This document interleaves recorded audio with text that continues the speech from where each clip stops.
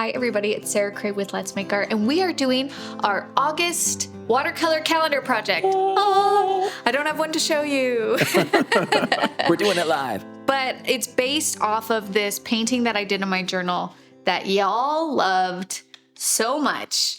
And honestly, I was trying to think of like, how can I make this into one of the monthly projects? But like the themes that I have planned, it didn't fit. And Hadley was just like, let's put it in the calendar. And I'm like, Hadley, you're a genius. So this is what we are doing. Now, to be honest, this is going to be tricky in the way that this is a vertical or portrait composition, which means that this tree and all this kind of stuff, it's pointing up. We have a horizontal or landscape orientation calendar. And so I'm going to problem solve with you how I adjust that composition to switch that. Okay? All right. We're listing all the supplies that we're using in the description if you need that, but please use whatever supplies that you have on hand. And basically we'll be doing this after we talk through the composition. We'll be doing this in 5 steps. So our very first step is we're going to be doing the sky and the water. Our second step is we're going to put in the ground and also our background foliage. Our third step is we're going to do the reflection of that foliage in our water. Our fourth step is the cute little swans. Aw. And then our last step is just any finishing details. Okay? All right. Okay, so let's do our oath, and then we'll get into our composition talk. So if you can raise your right hand and repeat after me. I promise to be kind to myself. I promise to be kind to myself. I promise not to compare my work. I promise not to compare my work. And I promise to have fun. I promise to have fun. Thank you. Okay, so I have not tried switching this. So basically what I'm saying out loud is just what's going through my mind of how I'm going to try and problem solve through this. I can't guarantee that it's going to look great. So we're just going to see, okay? All right. So when it comes to these 2 different compositions, there's something that the problem that I'm trying to work through is basically this tree, I think, has a pretty significant role in this painting, and it's what makes this painting really strong. However, if I were to copy and paste the same composition in here, one, the tree would be going off the page, which would make the composition not what it needs to be. So then basically I'm like, okay, how can I have this sort of strong player in here while switching this up? So the first thing that I want to do is I'm going to take my pencil and I'm just going to sketch the horizon line here. Usually for a horizon line, you want it either on the top or the bottom, not directly in the middle. But I'm going to be honest, sometimes I put it directly in the middle and it's fine. I don't know. Sometimes I'm like, are these really rules? Because it's not a big deal. Okay, so let's say that that's my composition. I really like this uneven right here in terms of this edge. So I want to put that in here. And then I think this painting is stronger for all of the activity here and then how it's just kind of like goes into this kind of misty thing. So I want the ground to be like a significant part. And now, because I put my ground there, I'm like, okay, that's not very significant. You know what I mean? So it's just like, okay, let's move that line. Okay, that feels better. And then we're also going to have the shadows here, right? So really, we're only going to see about that much water. And so then we need the foliage to match that shadow. So my foliage is going to be like this, like here. Okay, you see that? Mm-hmm. Now for my tree, I think I can still get away with having it. It just is going to be a little bit squattier and maybe more go to the side than to go up. Okay, so if this is my edge here, and I'm going to darken that just so it helps me place it. I'll put my tree here. And then for my tree, I'm going to have it do this. And look at these scribbles. But this is the start. This is how I know where things are going to go. But I want it to lean more to the right. If it leans more to the right, though, I need to decide what's going on back here. Look at this whole chunk now that I have right here. How am I going to activate this space? Do I need to activate this space? All of that kind of stuff. If ever, so now I'm thinking, do I want to move this over here, which activates this less left space? If I do that, though, then I'm going to sacrifice this tree going taller than the foliage line. So I have to like make that decision. What? I vote no. I vote don't move it. I agree, actually. And the reason why I don't want to move it, well, balanced, I would like it a little bit closer to that edge. I think what makes the different planes of this painting work is the fact that this tree does go above the background foliage line. I think if it were to stop before the foliage line like this, it would not have the same impact. It would actually blend in with that background more. Do you see that? Yeah, I have an idea. Okay. As a lover of trees, I see this often. It started as a twin tree in a V shape, and one of them has gone. So you can do kind of like a stump protruding out the left. Oh, like here? Yeah, like they were connected, but it's leaning the other way, like leaning to the left. And it broke off, and it's not a tree anymore. Okay. You know what I'm saying? I love that. Okay. Or a we Walmart. could just do 2 trees. How about a Walmart parking lot? Just butted right a up to street light, a street light, a stop sign, a trash can. Okay, that actually feels really good. And as you're painting, you guys can make decisions as you go. I use bleed proof white for the highlight on this. So if you like start to put in the tree and you don't like it, you can just blend it out. So like you can adjust it whenever you want. But again, I think the big thing here is that the foliage on this tree and the branches need to go in that very light value sky area in order for us to get the layers of planes correct in this painting. Now, when it comes to this kind of foliage or the water line here between our water and the sea, the thing that you want to keep in mind is that these kind of curves, your brain is going to want to make them more like if this is my paper and I say curve your line, you're going to do this. But we have to remember that it's a landscape and water lines are always more horizontal than they are vertical, okay? The other thing you want to keep in mind is that you see the width of these curves. Mm-hmm. They're always going to be tighter and narrower farther away. And then as they make their way to us, that's when we can make them a little bit bigger. So if I'm trying to do a landscape, let me show you here. So here's 2 different ones. If I want the water edge to be to show depth, then it's going to be more like little, and then now we can get big. Where your brain, if you're not used to it, is just going to go. And do you see the depth difference between here? Mm-hmm. So remember that as you're putting in any type of landscape line where it meets water like that, or like road or anything like that, that rule is true no matter what. Okay, so keep your lines more horizontal than you think and let your curves be shorter here, and then they can get bigger as they make their way out. Okay? Perfect. All right. Let's paint. Let's paint. Or just leave it like this. Done. I mean, honestly, a gorgeous little sketch is nothing to laugh at. I love it. All right, so the first thing that I'm going to do is I'm going to wet the sky portion and the water portion. I'm going to have I want like an indigo as my sky because I'm doing really moody colors. So I'm going to be using Undersea, indigo, burnt orange, like basically like brownish colors of everything. I need to be the voice of the people at home and ask all the important questions. Yeah. Are you worried about how dark the pencil lines are, or is that just for teaching purposes? I'm not worried about how dark the pencil lines are here because I know this is going to be a very dark value. So the paint's going to go right over that. Okay. For the trees, I'm not as worried. But I don't mind a pencil mark in my painting. Like I don't get stressed out about it. Okay. So I'm okay with that. If you're not okay with it, then you can do a light erase. However, if you erase very, very hard on your watercolor paper, sometimes it can actually rip the fibers a little bit. So then the paint reacts differently on that erased area. So for me, just to keep it safe, I very rarely erase. I just go for it. Okay, so I wet the sky and the water portion. I'm going to take my indigo here and mix it with a little bit of water so it's a lighter value. It's going to be a little bit darker along the top, and I'm just putting the colors in unevenly to kind of do that overcast sky look. Okay, and then we're going to do the same thing mirrored on the bottom. So the darker value is going to be on the bottom here. like that. And then it kind of gets to like nothing right here in the middle.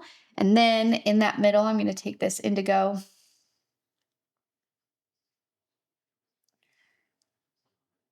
And I'm just going to hint at the land still going and letting that just kind of bleed and diffuse out.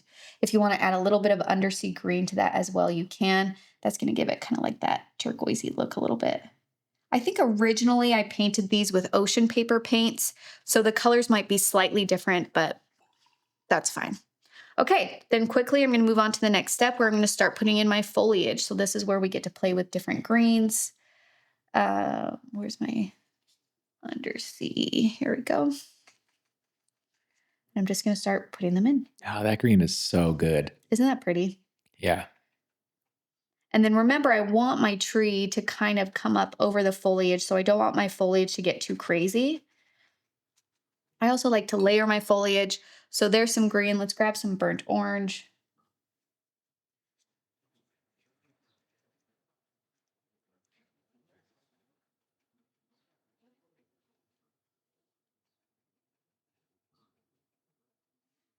So you can even layer it within the green.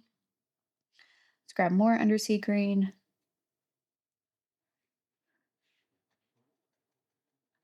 And within the foliage I've already put in, I like to do more on top of it as well. It just kind of creates layers of dimension.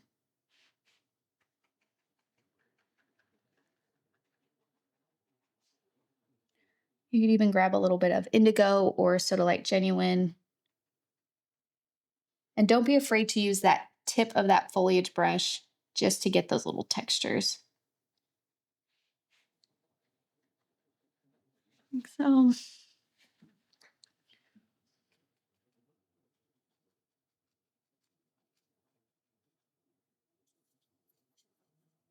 Just different greens, golds, blues, but keep it all a little bit muted.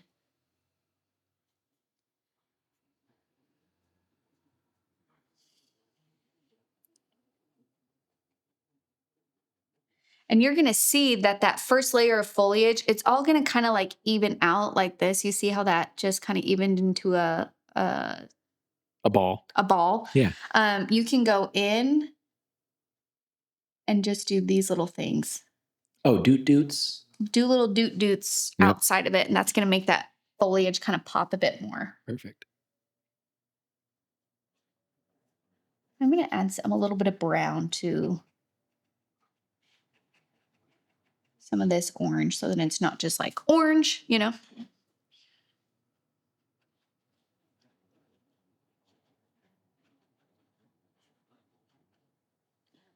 Okay.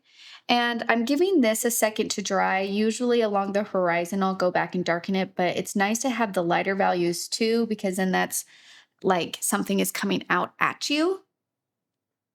So I'm going to let that dry just for a second, let it do its thing, and we're going to paint in the ground, and I'm going to be using Undersea for that as well. Where's my Undersea? It's dirty. More like under mud. Nice. All right, too much. All right.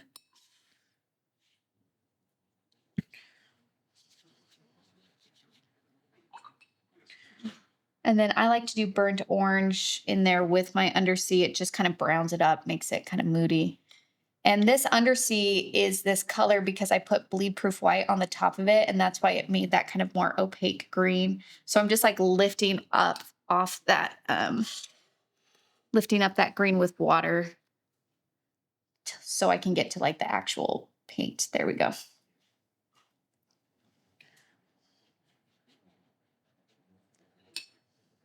And I'm just painting over the trees because I'm going to use a brown for those and bleed proof white for the highlight. So I'm just painting the ground and not avoiding the trees.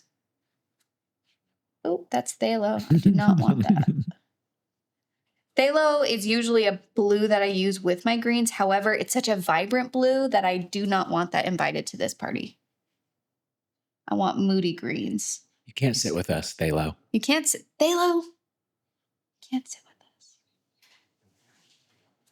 with us. So basically when I get to this edge here, I'm just doing these kind of more vertical strokes.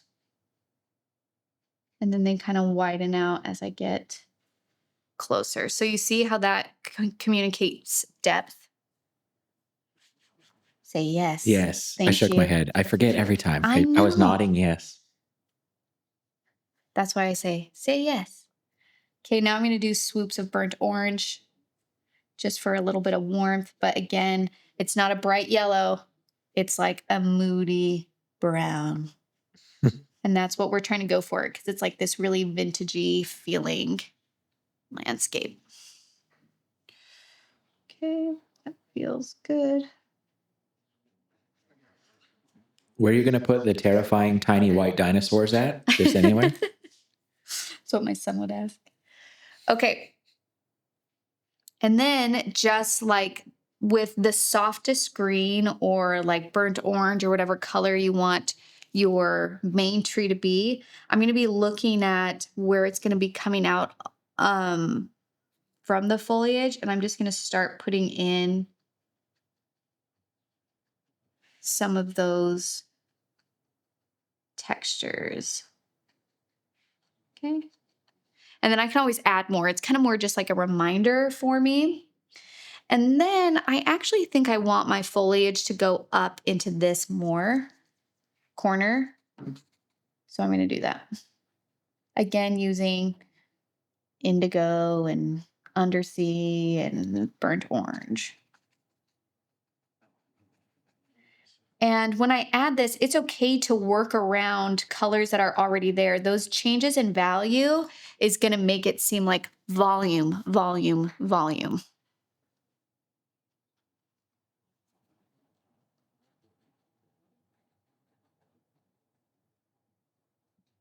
This is so pretty. Isn't it so pretty already? Yeah. I can't believe I painted it, you know? I know. I'm just kidding. I Pretty totally soon did. they'll figure out our secret, honey, and know that you're the one that does it all. These are my hands on camera. I just put teeny tiny Look at gold them. rings. Look at your pretty hands. Wow, lovely. Okay. So that's feeling really good. I'm going to add a little bit more shadow to here. We can do a hint of gold and orange up here. You just don't want to cover all of your highlights. If you cover all of your highlights, then you lose all of your depth. Okay. We can add some texture here. Now, when we get to the bottom part of this, I'm actually going to switch to a round 6. And I'm going to grab a nice dark green. And I'm just going to kind of do an uneven edge along this bottom to show that the land is meeting this foliage and the bushes are still coming out, but they have to go underneath. And that underneath part, that kind of shadowed part, is what I'm painting right now.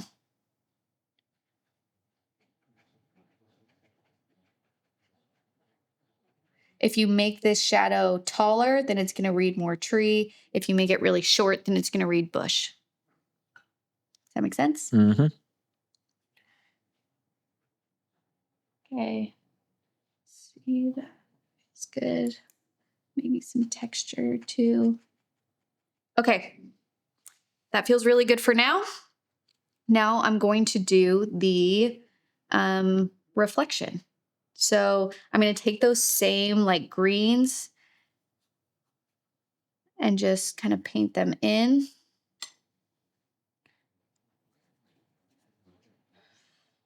And I'm going to leave a little bit of a thin white line, if I can, between the reflection and the land, just to indicate to our viewers that that is the break in surface.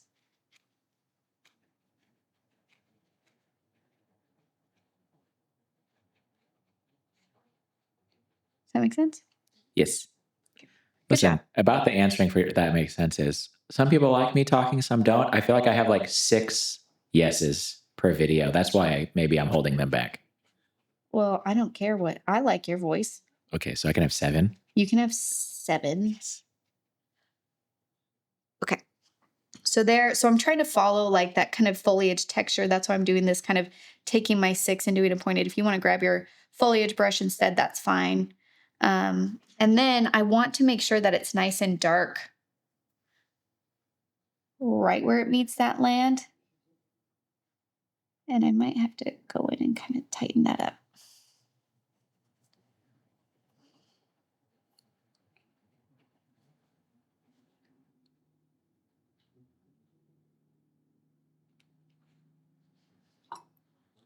Whenever you get a rogue stroke like this, that's fine. Just blend it back in.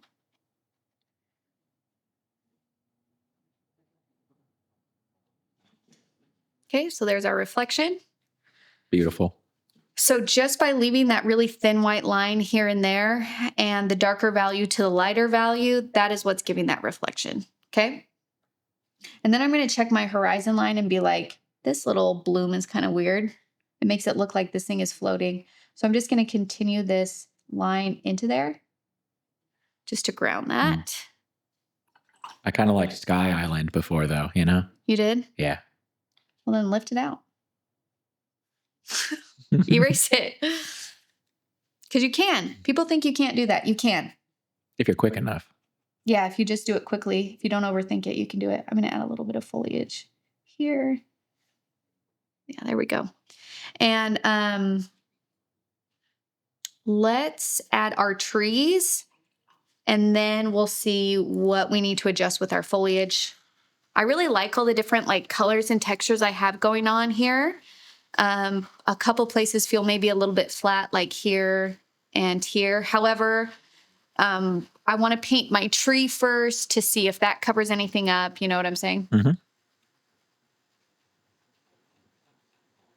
And I'm also probably going to leave one swan in the water and then have the other 2 on the land, just because I have so much more land now than the water. Does that make sense? Mm-hmm.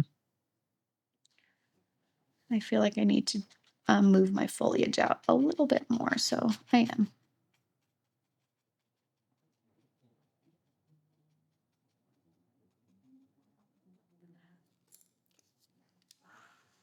And then this is where you have to start thinking about how things relate to each other in this space. If the tree is closer to us and the swans are farther away, then our tree is going to be big, go above our horizon foliage, and kind of be that biggest element. If you want them to be close to the same size, then your tree is going to be shorter, and then your swans are going to be interacting with that tree a little bit more. I definitely want there to be more of a spatial difference between the two to show that the tree is very close. And I'm purposely making the swans very tiny so I don't have to spend a lot of time on them. Just make it tiny. Just be a little splotches. Yeah. Swan splotches. Okay, now I'm going to mix together burnt orange and black because I love making a brown with those 2 colors. It's a really easy way. Burnt orange, black. Okay, and I'm going to kind of look at my drawing here. I'm going to start with the trunk. And trees are wonky, so don't be afraid of getting a little wiggle. Okay. And then I'm only going to go about halfway because that's then when I want to switch to my liner, because I really want these branches to be delicate. And even when I do this line, so this maybe is still even a little bit too thick, but instead of being like, no, I'm just going to like mentally be like, okay, now I know to lighten my pressure.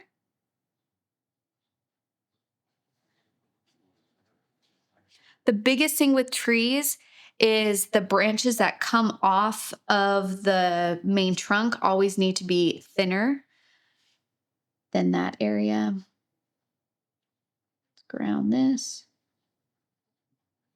Also make sure your trees have kind of a rounded edge because they're rounded. They're not completely straight flat. And I'm going to lighten my value here so I can do really, oh, it's still too dark. So not only do you need to thin your value, you need to lighten your value, and that's going to communicate really delicate branches. But trying to find that good, like, not too dark, not too thick, like, Yeah. It takes a couple tries, so it's okay. It's an art, if you will, Sarah. Yes.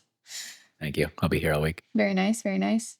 Okay, and then this is where I'm going to decide, do I just want a very crooked, wonky tree? Do I want this trunk to continue up? I think I will have it continue up. What do you think about that? Yeah, agreed.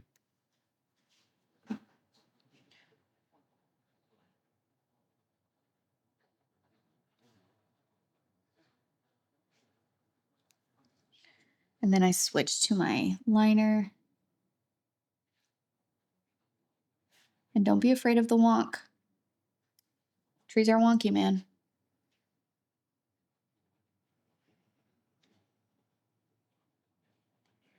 They can go up, they can go literally right to the side. Like, they're just crazy trees. And the cool thing about trees is like they exist in any shape, even ones that kind of break the rules a little bit. So you can actually use it as a tool compositionally to kind of activate space. So I think I'm going to have another little branch down here kind of come off so I can start activating this space. And then I'll decide if I want to do that little mini tree or the start of a tree, you know? Mm-hmm. So maybe like that. And all of the sudden, now that we have a line going in this direction, I feel like it's bringing this into play where before, because it was leaning so to the right that it just was like, whoop, you know? Mm-hmm.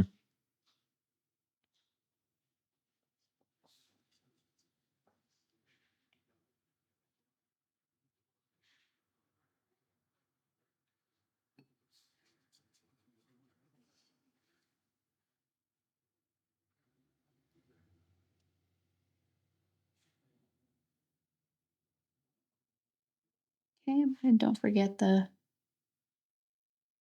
little branches, these little delicate details really do kind of bring it to life.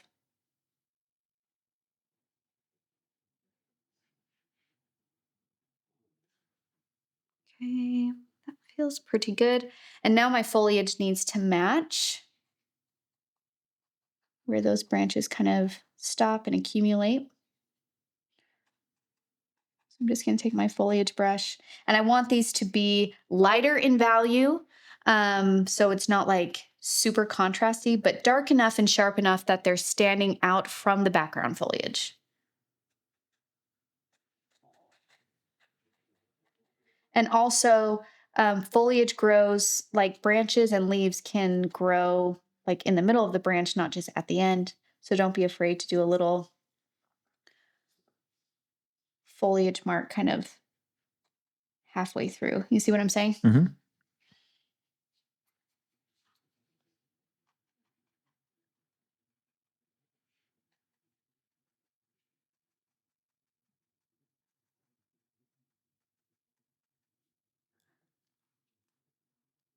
Okay. And then because this tree is a nice dark value, so it stands out, it's pretty flat, right? Like I don't have a lot of value changes in here. I did that knowing that I was going to use bleed proof white. However, if you want to plan a little bit better and avoid using bleed proof white, you can just like do a light value ground around that area. Okay, I will say this. Bleed proof white, I love to use as a highlight. Like basically I use it as a gouache in a pinch. However, whenever I add white to the paint, it automatically like desaturates it. Mm-hmm. So just that's why it's like, okay, I'll do this, but don't rely on it too much because it's not going to have the same vibrancy as the rest of the painting. And I think in this project, that's fine because we're going for kind of a vintage look anyway. But you see how just by adding a little bit of a highlight on there, it's making it kind of stand out. And I'm going to add some burnt orange or Q gold to this white to make this highlight not gray.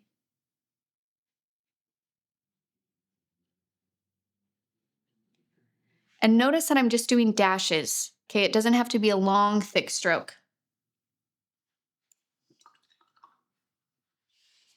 Just to give it a hint of dimension.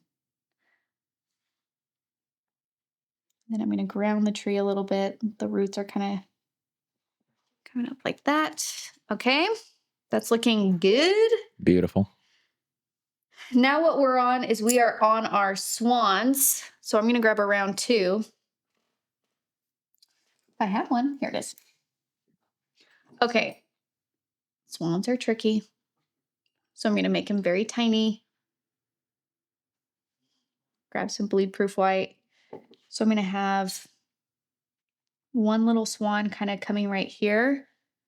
So it's just going to be kind of like their body. And notice that I'm kind of doing little strokes too. It doesn't have to be a full oval. And the strokes, the reason why you want to do strokes like sketch-like is because then we'll get different values in there. So it's okay that it's not like a solid white. You know what I'm saying? Mhm. And then the neck kind of comes up. Swans are very beautiful, and I don't know how their behavior is normally, but where I grew up, we had a pond with a very aggressive swan. Oh, Oh my really? gosh, it hissed all the time and would like flap its wings at you. Freaked me out. Okay, I will say that my neck maybe was a little bit too short, that's reading more duck, but whatever. Also, like, so let's do a little guy right here. And then I have learned that whenever I notice like, okay, that's reading more duck than swan, on the next one I need to make sure the neck is longer.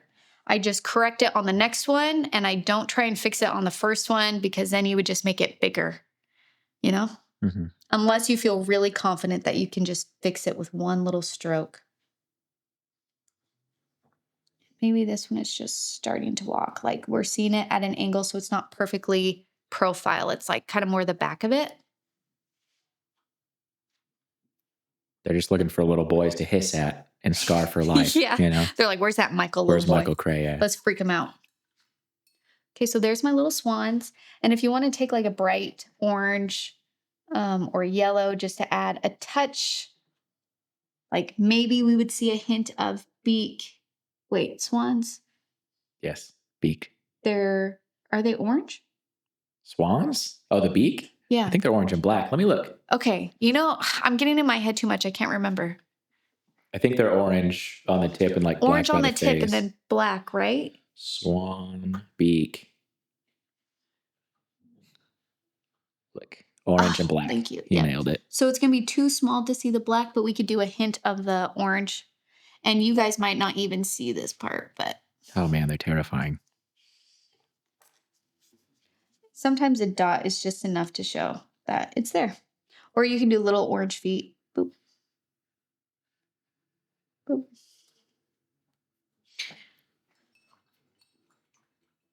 I was going to say that if you don't like swans, you can do geese. But Michael, you're afraid of geese too, aren't you? No, just Canadian geese. They're the meanest thing to come out of Canada. Those things are mean. Okay, now I'm just going to do some finishing details. So I'm going to do some grass textures kind of in the foreground. If you wanted to do some like kind of coming off here. I actually feel like swans are Canadian geese in disguise. They have the same demeanor to me. Oh, yeah? Yeah, they're very similar shaped. I'm on to you guys. Swans. They're trying to be all pretty. Yeah. A Canadian goose in a wedding dress. Okay, I'm adding just some grass textures here. How cute would a goose in a dress be, by the way?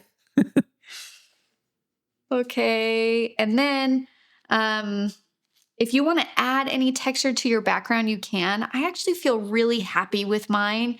I'm kind of okay that there's this kind of like this area right here. And the reason why I don't want to go back and add texture is because then I think it will fight with this in terms of what's in front and what's behind.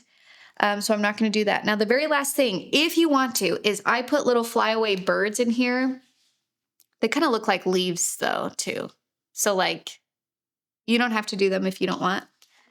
But sometimes it's nice to have something kind of trailing off because it will bring this into focus a little bit. So I'm going to use Indigo. And I'm going to try doing birds, but I have to think about the relationship in size. So if this is my swan, and I have to think about how tiny birds are compared to swans, and then the fact that it's further away, these are going to be like dots almost. Yeah.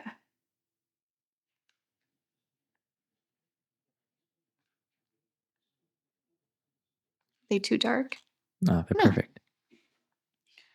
So I'm going to do a few of those. Think about the different angles that we would see these birds in flight.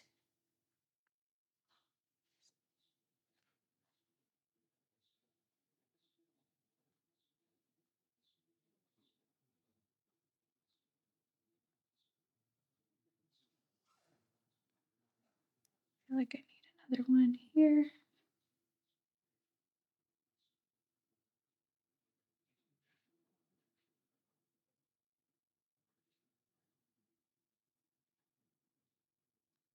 Beautiful. Yep, there we go. This calendar page is gorgeous. Isn't that pretty? Yeah. It just feels like a warm. It kind of reminds me. I've never been there, but it feels like Savannah to me. Savannah, Georgia. Savannah. Gotta have a thick Savannah accent. Yeah, it just kind of gives me that like southern summer where there's a lot of greenery, but it's like humid. You can feel that kind of moisture. I'm going to do a few more texture grass strokes, and then I think we're good. If you do add some that are very prominent, you need to try and put them in the reflection as well.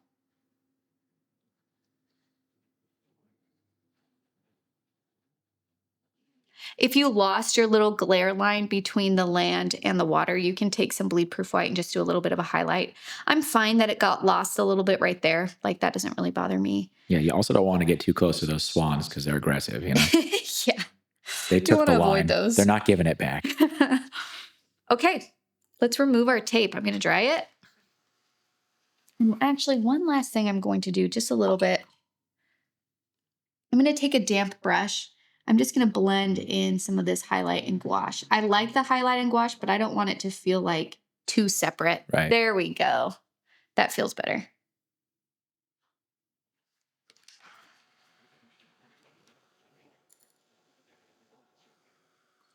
I actually feel like I need a little bit of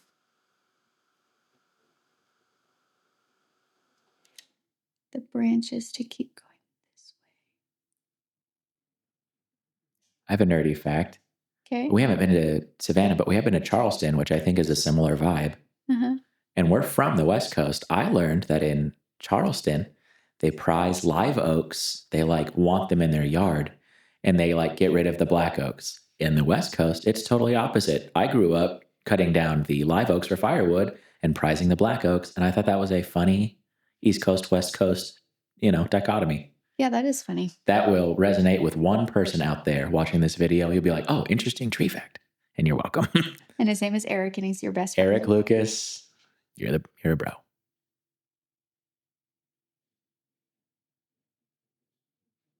Okay, I just added a little bit more branches. I just felt like it needed a little bit more activity, but sometimes there's not a lot of branches and sometimes there are a lot of branches. So you guys can decide how branchy you want your tree to be.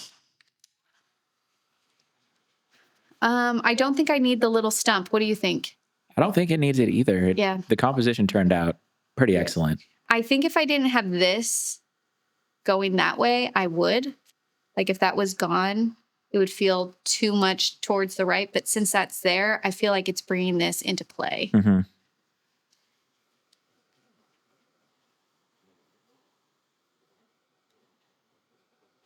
And I know that composition is one of those things where people say, I really need help with composition. I need help with composition. And I understand that. But what you have to understand is so much of understanding composition is not painting and looking at different paintings and pictures and asking yourself, how does this feel? And I know that sounds weird, but you'll be looking at something, and if there's a tree or something that's too close to an edge, it's just the longer you look at it, you just go, ugh. You know what I mean? Mm-hmm. And so like it's observing. That's what composition is just observing and seeing how is this feeling? How do I want to adjust anything? Is it bothering me? Does something feel crooked? Does something make it feel uneven in balance? And again, all of those things are based off of observation.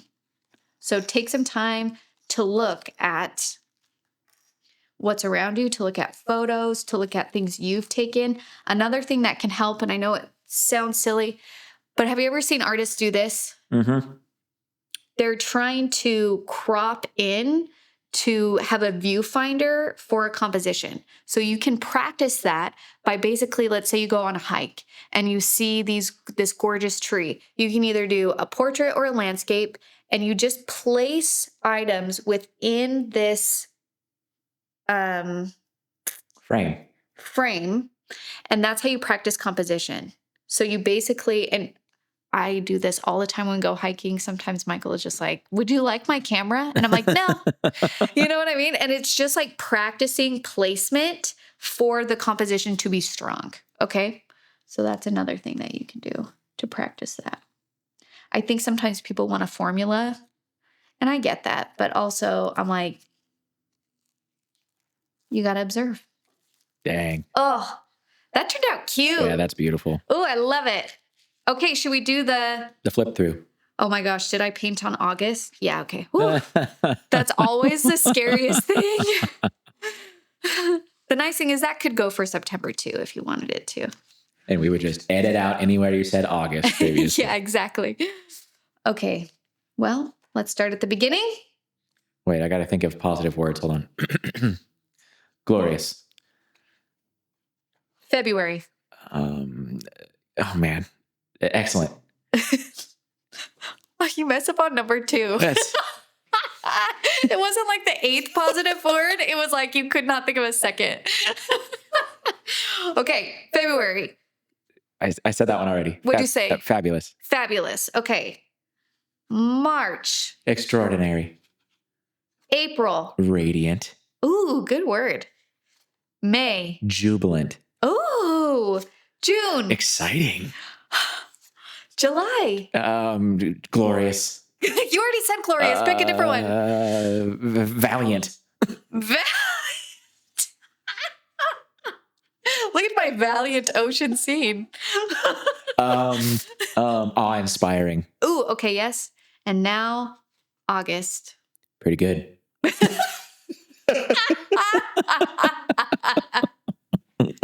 That's fine. That's fine. Okay.